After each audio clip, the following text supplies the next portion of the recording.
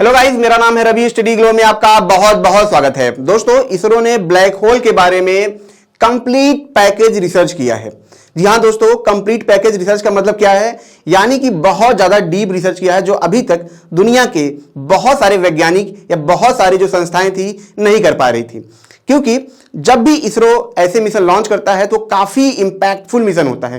जैसे हमने आदित्य 11 में देखा था कि जब हमने आदित्य 11 को लॉन्च किया, जब उसने सूरज की इमेजेस ली तो आपने देखा होगा कई लेयर्स में इमेजेस ली गई थी, कई लेयर्स में, ठीक है, अलग अलग कलर्स में, अलग अलग वेवलेंथ रेंज में लिया गया था। तो यहां पे भी तो इसरो ने क्या किया है, ब्लैक होल के अध्ययन के लिए एक टेलीस्कोप लॉन्च किया था जिसका नाम था एस्ट्रोसैट।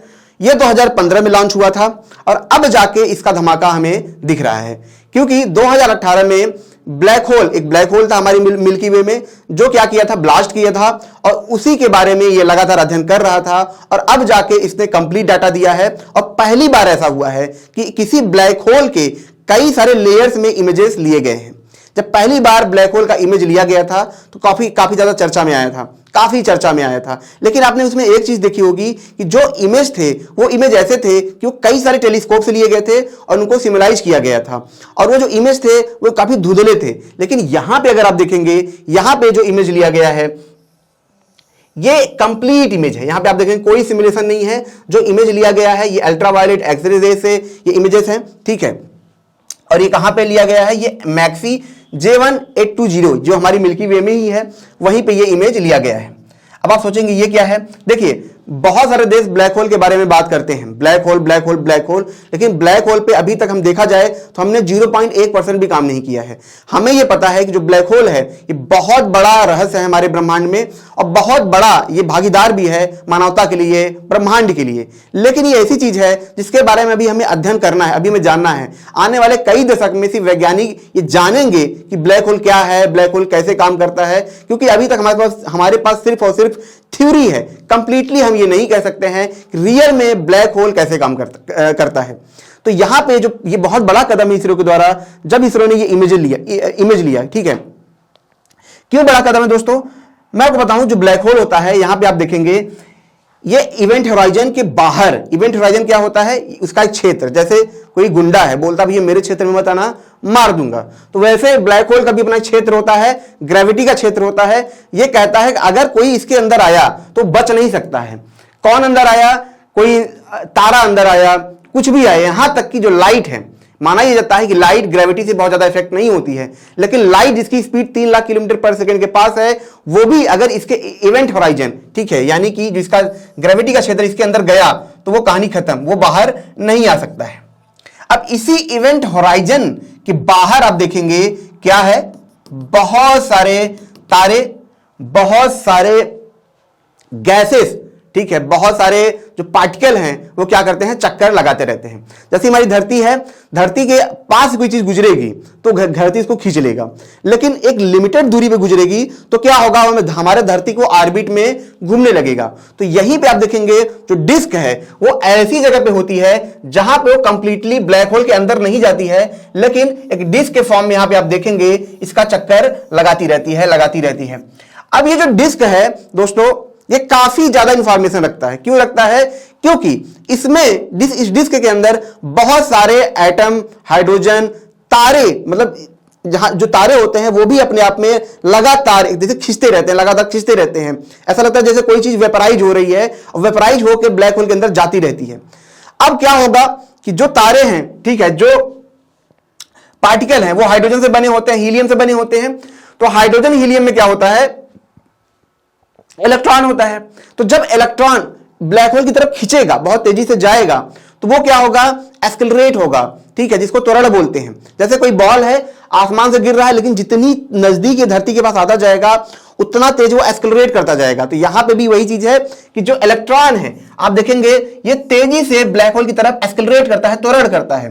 और जब कोई इलेक्ट्रॉन एक्सेलरेट करता है तब वो क्या पैदा करता है, वो पैदा करता है एक्सरेज, ठीक है। जो एक्सरे आपने देखा होगा कि हम एक्सरे कराते हैं जब कोई इंसान बीमार होता है तो वो बहुत हाई लेवल के रेडिएशन होते हैं। इसलिए आप देखेंगे कि बहुत बार एक्सरे कराना भी अपने आप में खतरनाक माना जाता है, क्योंकि रेडिएशन बहुत ज्यादा हाई होती है और ये हमें आंखों में नहीं दिखती है, हमारी आंखों से नहीं दिखती है।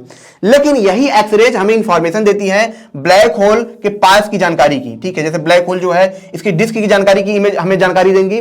ठीक है, इवेंट हॉराइजन की हमें जानकारी देंगी, इसकी ग्रेविटी की जानकारी देंगी। यानी कि जो बात समझिए कि जो इलेक्ट्रॉन जितनी तेजी से एक्सेलरेट करेगा वो उतने ही ज्यादा रेडिएशन एक्सरेज निकालेगा। ठीक है, अब वो जितने हाई वेवलेंथ की एक्सरेज निकालेगा, हमें उससे ये पता चलेगा कि जो वहां के पार्टिकल हैं वो कितनी तेजी से एक्सेलरेट कर रहे हैं, उनके स्पीड के बारे में हमें जानकारी पता चल जाएगी। यानी कि हमने सिर्फ एक्सरेज को कैप्चर किया और उससे हमें ये पता चल जाएगा कि वो जो डिस्क है ब्लैक होल की, उसकी स्पीड क्या है। ठीक है, उसकी एक्सेलरेशन स्पीड क्या है, उसकी ग्रेविटी क्या है, हमें इसके बारे में पता चल जाएगा। और सबसे बड़ी चीज कि यहां पे जो एस्ट्रोसैट है ये जानना चाहता है कि जो डिस्क है उनका आकार कितना बड़ा है। ठीक है, वो कितनी मात्रा में फैले हुए होते हैं, उनका साइज कैसा होता है, इसके बारे में भी जानकारी इकट्ठा करना चाहता है। और इसी वजह से जो इसरो ने ये सैटेलाइट लॉन्च किया था और अब जाके उसका जो फायदा है, जो प्रसाद है, हमें यहां पे मिल रहा है। अब दोस्तों इसकी अगर जानकारी की हम बात करें, ठीक है, तो जो ये ब्लैक होल है, ठीक है, ये कहां पे है, इसका नाम है मैक्सी J1820+070 करके इसका नाम है। ठीक है, ये कहां पे है, ये हमारे मिल्की वे में है, लेकिन हमसे लगभग 9800 लाइट ईयर दूर है। लाइट ईयर का क्या मतलब है कि एक जो लाइट है जिसकी स्पीड 3 लाख किलोमीटर पर सेकेंड है, तो एक साल के अंदर वो जितनी दूरी तय करेगी उसे 1 लाइट ईयर बोला जाता है। आप समझिए कि दूरी कितनी होती होगी। तो ये जो ब्लैक होल है ये कितना दूर है, लगभग आप देखेंगे 10,000 लाइट ईयर हमसे दूर है। यानी कि आप समझिए कि वहां तो हम नहीं पहुंच सकते हैं, वहां कभी भी हम नहीं पहुंच सकते हैं, ये तो बात तय है। अभी तो ऐसी टेक्नोलॉजी हमारे पास नहीं है कि हम वहां पे पहुंच सकें। ठीक है, और इसका जो अध्ययन हुआ था इसमें कई सारे देश थे, सिर्फ इंडिया ही नहीं था, कई सारे देशों का इसमें सहयोग भी था। जैसे यूनाइटेड किंगडम के जो साइंटिस्ट थे, नासा, जापान, ठीक है, इसरो के साइंटिस्टों ने मिलकर इस डाटा पे काम किया और इस डाटा को समझने के बाद एस्ट्रोफिजिकल जर्नल में यहां पे पब्लिश किया गया। क्योंकि देखिए दोस्तों, मैं आपको ये चीज बताऊं कि इंडिया में आप देखेंगे जैसे इसरो काम करता है, तो इसरो हर सेक्टर में तो काम कर नहीं सकता, वो तो कुछ किसी एक मेन सेक्टर में ही काम करेगा, क्योंकि उनका काम मेन होता है। जैसे सैटेलाइट हुए, इन सब में उनका काम है, इन सब में उनकी एक्सपर्टीज है। लेकिन ये जो लॉन्च किया गया था ये इसीलिए लॉन्च किया गया था ताकि जो यूथ हैं, जो रिसर्चर हैं, उनको काफी ज्यादा कॉन्फिडेंट मिले, क्योंकि जितना ज्यादा डेटा, ओरिजिनल डेटा देश के पास होगा, उस डेटा पर रिसर्च कर पाएंगे और रिसर्च करने का मौका उन्हें मिलेगा। जैसे नासा बहुत सारे सैटेलाइट लॉन्च करता है और जो डाटा होता है वो डाटा अपने साइंटिस्टों को देता है। तो इंडिया का जो डाटा होगा वो इंडिया के साइंटिस्टों को बहुत आसानी से मिल पाएगा, बहुत पहले मिल पाएगा। तो रिसर्च करने में जो इंडियन साइंटिस्ट हैं उनको बहुत ज्यादा यहां पे फायदा होगा। इसीलिए जो आयुका है, जो पुणे में, जो पुणे यूनिवर्सिटी आप जानते होंगे, जो पुणे है, वो अपने आप में जो कॉस्मोलॉजी में, रिसर्च के मामले में बहुत बड़ा, मतलब अपने आप में बहुत बड़ा नाम है। यहां तक कि ग्रेविटेशनल वेव में जो खोज की गई थी उसमें भी उनका बहुत बड़ा हाथ था। तो उनका इसमें बहुत बड़ा सहयोग है और उसी की वजह से ये सब लॉन्च भी हो पाया है। यहां पे जो पेलोड है, ठीक है दोस्तों, उसमें भी इनका बहुत बड़ा हाथ है। अगर मैं सैटेलाइट की बात करूं तो ये लगभग 2000 करोड़ में बना था, 1800 करोड़ में बना था। और ये कितनी दूरी पे है धरती से, ये लगभग 650 किलोमीटर की दूरी पे है, मतलब धरती से 650 किलोमीटर की दूरी पे ये लॉन्च हुआ है। 2015 में ये लॉन्च हुआ था। ठीक है, और जो ब्लैक होल हम देख रहे हैं, ये जैसा कि मैंने बताया था 2018 में इसका आउटबर्स्ट हुआ था।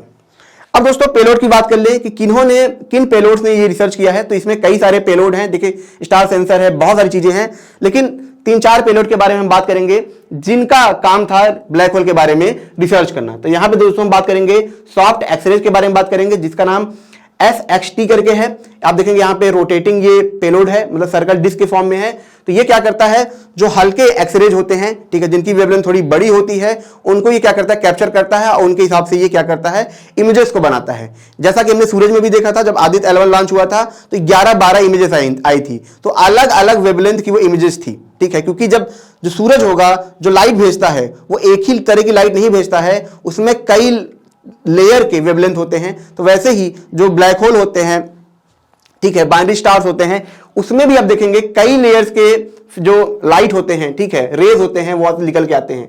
तो इसका काम है जो हल्के एक्सरेज हैं उनको कैप्चर करना। और इसी के अपोजिट है XPC करके है, लार्ज एक्सरे टेलीस्कोप करके है। इसका काम क्या है कि जो ऐसे एक्सरेज है जिनकी एनर्जी बहुत ज्यादा हाई है, जिनके वेवलेंथ बहुत छोटे हैं, उनके बारे में जानकारी इकट्ठा करना है, उनको कैप्चर करना है। ठीक है, उसी में है अल्ट्रावायलेट इमेज टेलीस्कोप, जैसा जो हमने इमेज देखा था अभी, उसमें इसका ही हाथ है। ठीक है, ये क्या करता है, जो स्टार्स हैं, जो बाइनरी स्टार हैं, जो ब्लैक होल हैं, वहां से जो अल्ट्रावायलेट रेडिएशन आती है उनको कैप्चर करके वो इमेज बनाता है, ताकि हम उसके बारे में जानकारी इकट्ठा कर सकें। अब यहां पे मैंने बात की थी डिस्क के बारे में, तो उस डिस्क के बारे में जो मैपिंग, जो इमेजिंग जो होता है, वो कौन करता है, CZTI, इसका नाम है कैडमियम जिंक टेलीस्कोप इमेज करके है। ये इसका काम ही यही है कि जो डिस्क है वो कितनी दूरी तक फैला है, उसकी ग्रेविटी क्या है, ठीक है, उसकी स्पीड क्या है, उसका एक्सेलरेशन क्या है, ये सब जानकारी कोई इकट्ठा करना CZITI का काम है। ठीक है, तो इसका पूरा काम है मैपिंग करना ब्लैक होल के बारे में, उसकी स्पीड और अधिक जानकारी को इकट्ठा करना इसका काम है। तो यहां पे आप देखेंगे दोस्तों, जो ब्लैक होल के बारे में रिसर्च किया जा रहा है, कंप्लीट पैकेज के फॉर्म में रिसर्च किया जा रहा है, क्योंकि इससे पहले जो संस्थाएं थी वो रिसर्च तो कर रही थी, लेकिन वो इस तरीके से नहीं कर रही थी। वो थोड़ी बहुत जानकारी इकट्ठा करती थी, कभी एक्सरेज के बारे में कर लिया, लेकिन एस्ट्रोसैट जो था वो काफी सारा डेटा इकट्ठा लेगा, काफी तरीके से रिसर्च करेगा, मल्टी डायमेंशनल ये रिसर्च यहां पे करेगा। तो दोस्तों ये छोटा सा लेक्चर था, अगर ये आपको अच्छा लगा हो तो इसे लाइक करें, कमेंट करें, शेयर जरूर करें, और जैसा कि मैंने बताया हमारा फ्लो का कोर्स आप जरूर अवेल करें। आप 2-3 साल से तैयारी करते हैं, इसके बावजूद भी आपने देखा होगा कि आपके एग्जाम नहीं निकलते हैं, लेकिन वहीं पे जो टॉपर होते हैं कुछ घंटे पढ़ाई करते हैं और उसके बाद भी उनका एग्जाम निकल जाता है। साइकोलॉजिस्ट ने लगभग 100 साल तक रिसर्च किया, तब जाके उन्हें पता चला कि फ्लो की स्टेट में जो कोई काम करता है उसकी एफिशिएंसी हमेशा 5 गुना ज्यादा होती है, और इस फ्लो की स्टेट को कैप्चर किया जा सकता है, हैक किया जा सकता है और एक नॉर्मल इंसान के अंदर उतारा जा सकता है। इसीलिए ये कोर्स हम इंडिया में महज 299 में लाए हैं, जब आप फ्लो 25 कोड का आप यूज करेंगे। तो दोस्तों मिलते हैं नेक्स्ट लेक्चर में। Thank you so much.